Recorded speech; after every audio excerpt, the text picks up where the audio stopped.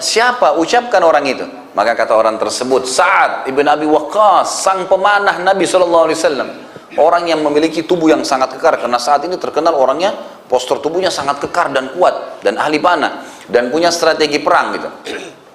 Maka Umar mengatakan, kau benar, pilihanmu benar. Waktu itu kebetulan Sa'ad tidak ikut dalam pasukan. Dia lagi ditugaskan oleh Umar untuk mengumpulkan zakat. Keliling wilayah umat Islam, ngumpulin zakat, bawa ke Madinah gitu kan. Maka kata Umar, panggil segera Sa'ad. Begitu datang kata Umar, wahai Sa'ad, aku telah mengamanahkan kepadamu untuk pembebasan wilayah Persia. Taklukkan mereka dengan izin Allah gitu. Sa'ad pun akhirnya menerima ya tawaran tersebut. Ringkas cerita, terjadilah pada saat itu penobatannya dia menjadi pimpinan perang. Dan pada saat itu Umar bin Khattab pun memberikan wasiat-wasiat kepadanya. Di antaranya Umar berkata kepada Sa'ad, sesungguhnya aku telah menyerahkan perang Irak kepadamu wahai Sa'ad. Jagalah wasiatku karena engkau akan menghadapi perkara berat yang pahit. Biasakan dirimu dan orang-orang yang bersamamu untuk selalu di atas kebaikan. Mintalah kemenangan kepada Allah dengan kebaikan. Ketahuilah bahwa segala perkara itu memiliki bekal. Bekal kebaikan adalah kesabaran. Bersabarlah atas apa yang menimpahmu. Lalu kata Umar, wahai Sa'ad, ingatlah, jangan sampai perasaanmu mengatakan di dalam dirimu, ya, ada terbersat ya, di dalam dirimu, kau adalah paman Nabi SAW, kaulah adalah seorang sahabat Nabi, kau adalah orang yang dijamin masuk surga, sehingga akhirnya itu akan menutupi semua ketakwaan dalam dirimu, sehingga akhirnya kamu dikalahkan oleh musuh. Tapi bungkuslah dirimu dengan ketakwaan kepada Allah, sehingga Allah berikan kemenangan di tanganmu. Wasiat-wasiat Umar bin Khattab terus dilakukan, akhirnya sampai pasukan diutus. Sa'ad pun radhiyallahu anhu membawa pasukannya, dan ternyata pilihan Umar bin Khattab tidak keliru. Saat ini bukan orang yang pernah belajar di kampus tentang strategi perang, tidak pernah sama sekali. Tapi perhatikan bagaimana saat begitu memimpin pasukan dan sudah jalan, beliau mengatur strategi perang. Yang pertama adalah beliau membagi pasukan 30.000 ini menjadi 6 bagian. Kalau saya gambarkan di tulisan saya coba tangkap dari hadis, dari riwayat tentang masalah itu, saya coba gambarkan. Jadi beliau meletakkan, membagi pasukan menjadi 6 sisi. Sisi yang pertama adalah bagian depan pasukan, dan ini dikenal dengan ujung tombak. Semua yang ditaruh di sini adalah orang-orang dari suku-suku Arab. Memang karena mayoritas yang ikut adalah orang-orang Arab, karena Umar bin Khattab mengatakan, kalau dulu kan Islam masih banyak dari Jazirah Arab saja. Maka Umar bin Khattab mengatakan, saya akan memerangi raja-raja Ajam dengan raja-raja Arab pada saat itu.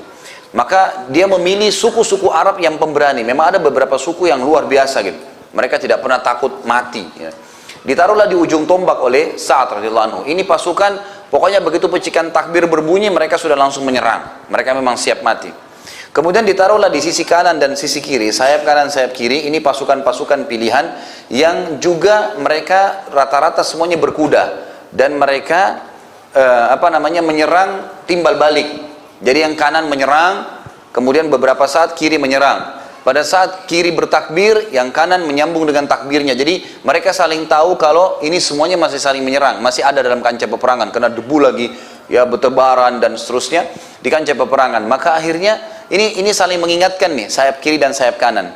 Jadi sudah satu ujung tombak, 2 kiri kanan. Kemudian yang keempat, ya ini kan 1, 2, 3. Yang keempat itu Sa'ad meletakkan khusus pasukan cadangan yang berkuda dan yang berjalan kaki itu di sisi bawah sayap kanan pasukan, tapi agak jauh dari ini pasukannya cadangan. Jadi kapan mereka lihat, kapan nunggu instruksi, mereka masuk menyerang juga. Ini nggak ikut berperang dulu. Kemudian yang kelima adalah ekor pasukan, dan ekor pasukan ini juga hampir sama dengan pasukan tadi yang untuk cadangan. Mereka sambil berjalan, mereka tidak berperang, menunggu sampai berkecamuk dengan kancah peperangan. Jadi mereka beda dengan sayap kanan, sayap kiri tadi yang memang menyerang, gitu kan, sama ujung tombak. Ini enggak, mereka jalan santai, tapi sementara perang berkecamuk, mereka sambil melihat musuh, gitu kan. Karena ada wasiat Umar bin Khattab mengatakan, wahai Sa'ad, jangan kamu mulai menyerang kecuali musuhmu sudah menyerang, agar kau bisa mengetahui kelemahan mereka. Maka pasukan ini jalan. Dan yang terakhir, yang keenam adalah pasukan pengintai. Pasukan pengintai ini 10 sampai kurang lebih jumlahnya 30 orang saja. Ahli-ahli kuda yang sangat pemberani. Mereka keluar dari kancah peperangan jauh, kemudian mereka keliling sampai ke belakang pasukan musuh. Mereka masuk ke belakang musuh. Jadi mereka ini mengintai, melihat dari belakang, menangkap Dan ini orang-orang selain ahli perang, mereka juga juru bahasa. Mereka mengerti bahasa Persia. Jadi mereka masuk ke sana, gitu kan, dan mereka mirip menggunakan pakaian-pakaian seperti orang Persia. Jadi mereka mengintai, masuk dari jarak jauh ke belakang. Jadi mereka bisa tahu kalau mereka sudah mengaku kalah kah atau tidaklah. Dan kadang-kadang mereka kalau melihat peluang, mereka menyerang juga dari belakang. Seperti itulah. Maka ini pembagian yang luar biasa. Pada saat itu, kata sebagian ahli sejarah, belum pernah ada pemimpin muslim yang punya strategi perang seperti Sa'ad. Padahal ini kalau sekarang dianggap strategi perang yang luar biasa. Kalau zaman dulu tidak ada yang tahu gitu.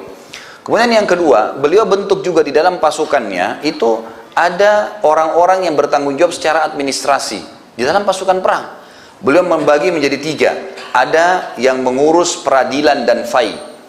Jadi kalau misal ada musuh yang tertangkap jadi tawanan, atau ada antara mujahid sama mujahid sempat ribut misalnya, maka ada orang-orang tertentu yang bertugas untuk mengadili itu.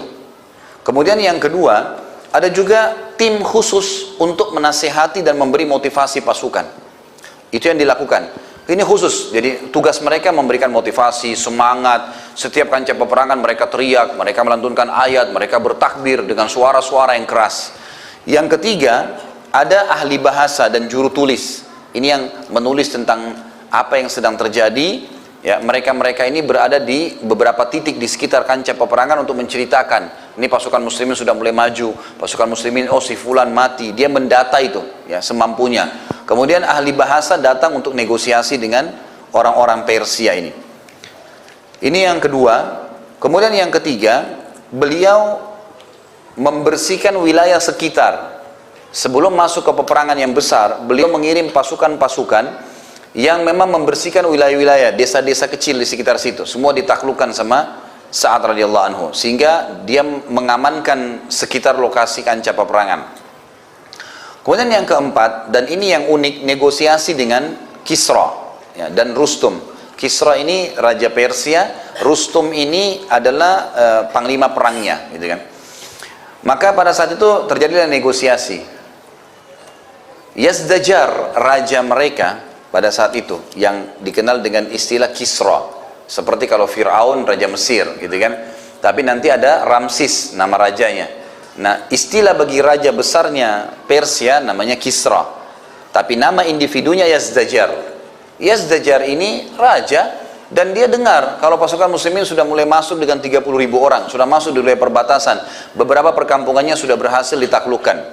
Maka Yazdajar minta, mau negosiasi, tanya. Terjadilah dialog yang unik nih. Yazdajar begitu melihat mereka bertanya, diutuslah oleh Sa'ad beberapa orang.